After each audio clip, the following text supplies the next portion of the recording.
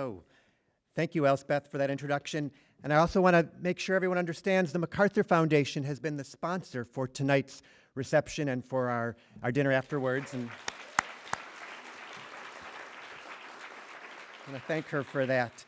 I was hoping to say it's really lovely to see everybody here, but the lights are so blinding that it's really sort of hard.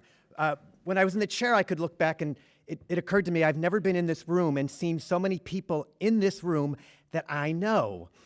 And it's delightful after working on this all year long with Michelle.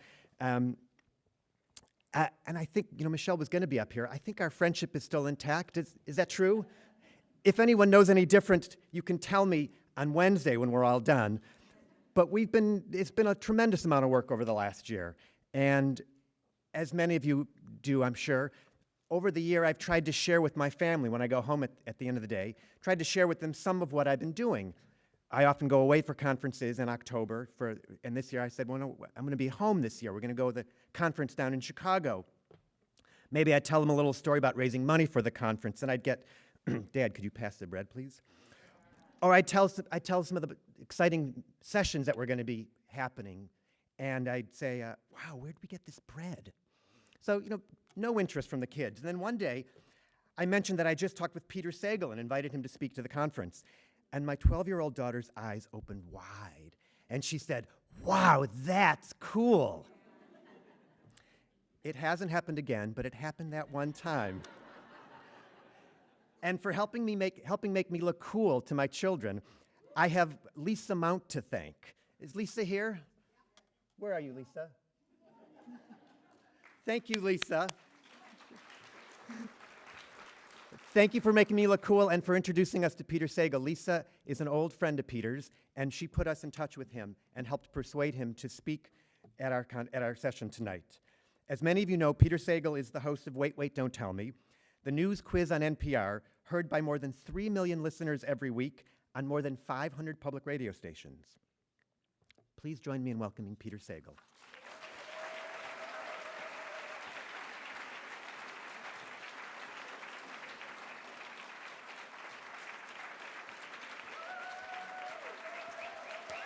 Thank you.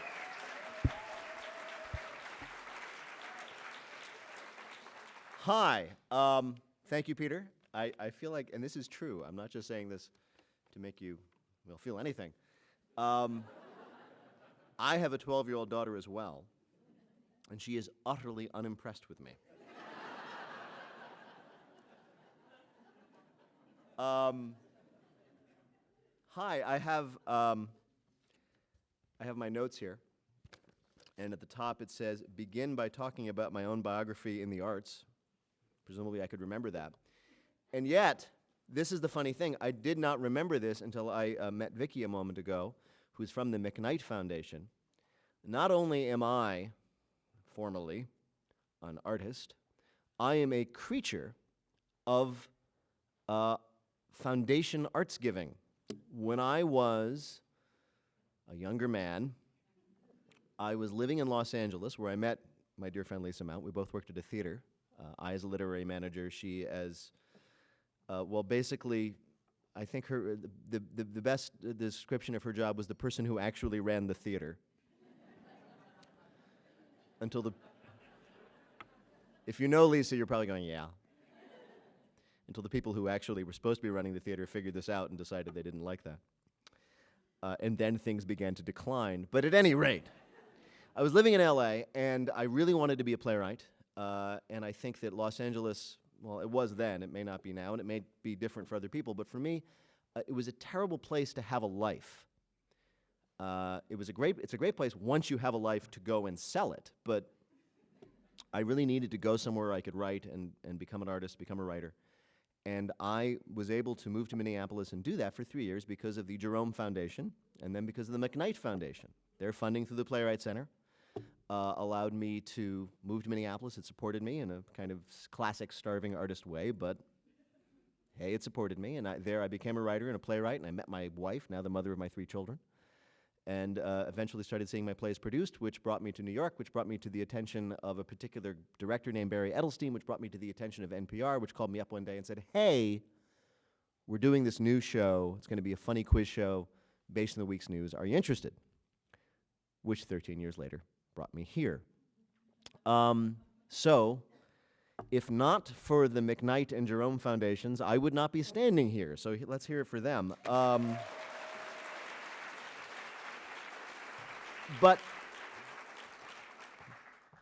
yeah, that's what you did. Congratulations. Everything else you've done, Keeping me in ramen from 1992 to 1995, though. That gets you a round of applause. Congratulations. Somewhere Jerome Hill is smiling, I think. But at any rate, because I was once, as artists are, I was going to say as you are now, but you're grant makers as well. Maybe many of you are artists yourself. It's like, there you go. But I really feel like, I feel like an ex-artist. I feel like this is a meeting of like Artists Anonymous. It's like, hi, I'm Peter. I once was an artist. Thank you.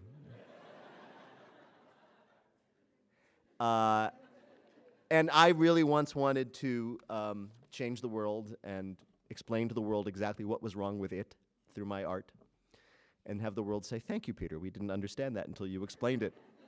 Now we'll change.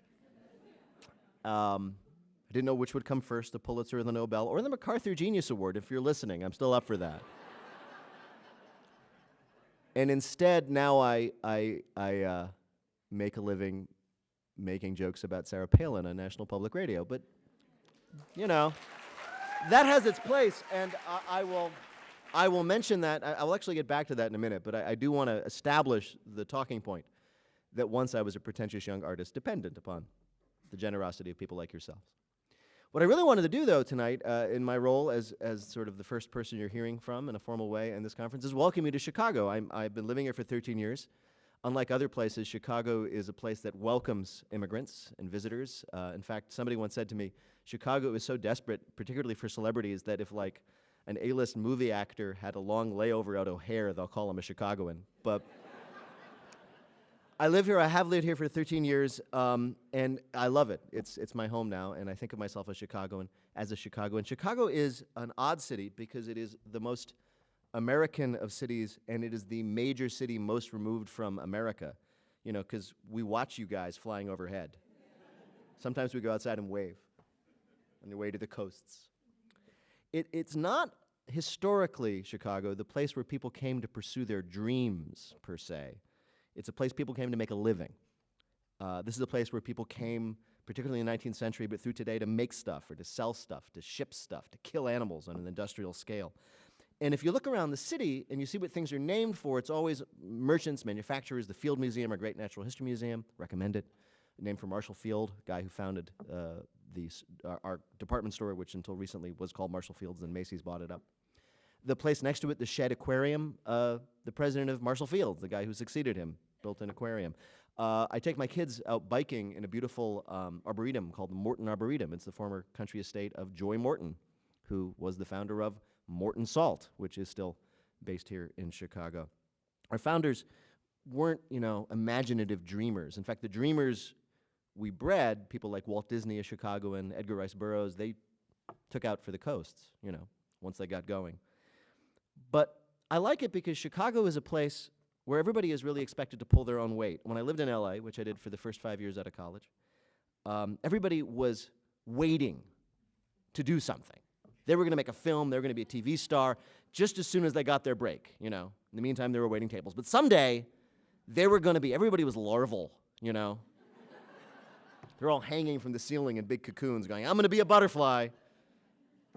And then I lived in New York for a few years, and everybody was what they were after hours, you know. For 8 hours a day, they'd edit textbooks, but then after hours, you know, they'd go down to this avant-garde bar in Williamsburg and put on gold paint and nothing else, and then they did what they wanted to do. Here in Chicago, damn it, you get up and you go to work and you make something right now. It's not your day job, it's the day, it's your job, get to work. And this is one of my favorite stories about Chicago because it so captures the spirit of the city as far as I understand it and love it. It took place in the years right before the Civil War. Our mayor was a man named Long John Wentworth, an immense human being. That's why they called him Long John. Don't think otherwise. And the story is that the Prince of Wales was visiting the city, and he was visiting the mayor and he was going to do an appearance like on a balcony in a classic kind of way. And the mayor brought him out to the balcony, and he said to the crowd below, he said, "Boys, this is the Prince of Wales. He's come here to see the city. Prince, these are the boys." That's kind of why I love Chicago. In New York and LA, again, where I've lived, people's intent was to get noticed by something greater than where they were now, so they could move on to the next level. Here it is, not so much to get noticed, but to get it right. It's as if artists in Chicago understand, that we're out here in the middle of a desert island called the continental United States, and nobody's going to come rescue us, so we have to build our own civilization from banana leaves, concrete, and pig products. And our art is made in this city by us and for us, for the most part. It's really very good. I have seen consistently better theater and music and performance of all kinds here, in my time here, than either in New York or LA. In fact, I contribute in a small way. Every Thursday night we put on a show, our radio show here downtown. It's become something of a tourist attraction. When I first moved here, in fact, a play I wrote was being done at a theater in one of the north suburbs, and I went up to see it, mainly because one of the great actors in Chicago, a guy named Mike Nussbaum, was in it, and I introduced myself to him backstage, and he said, "Where'd you move from?" And I said, "New York." And he said, "Welcome to a real theater town." This is not to say that people here in Chicago do not hope that folks from the coasts will take notice and won't take advantage of it. And it's not that we won't take advantage of it when they do. But I remember this from when I was in LA, talking to Chicago actors who had moved there for work. And now I talk to actors or performers or producers who get a chance, like David Cromer is a director you might know, came out of the Chicago scene, now very big in New York. And talking to them now, and they all express a real, genuine longing for Chicago, whether when they move out to the coast to do work on bigger stages, that Chicago really means a lot to them, and they remember it. I mean, it's weird. It's as if, once this city made steel and animal products, now our primary product is nostalgia. But one of the things you have to understand about Chicago as you go around this magnificent city is there is no obvious reason why we are not Detroit. In other words, we could and maybe even should be, given the arc of history, doing a lot worse than we are, and we have come awfully close over the years. We survived the death of American traditional industries because of, luck and good governance. There are advantages to being ruled for 40 years by the Medicis.